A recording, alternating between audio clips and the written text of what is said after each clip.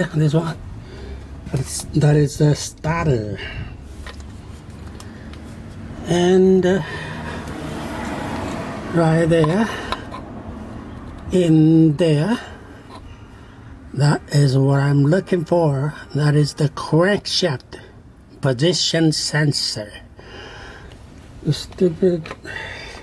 They tied this thing very tight. That thing right there, and not very tight, to a point that it's damaged. I cannot open it with this 9/16 thing because the thing is already damaged. Right there. It's already worn out. It's already worn. I use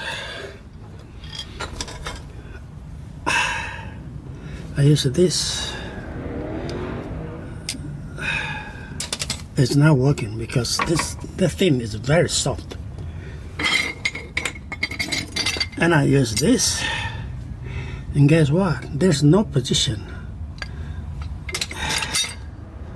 because it's too narrow right there. They don't have enough space for me to use this thing right here. I found this one. Wow, this one is it's. I think this one is good enough right there. See? Yeah, finally, I got it out. You see? Wow. So damaged.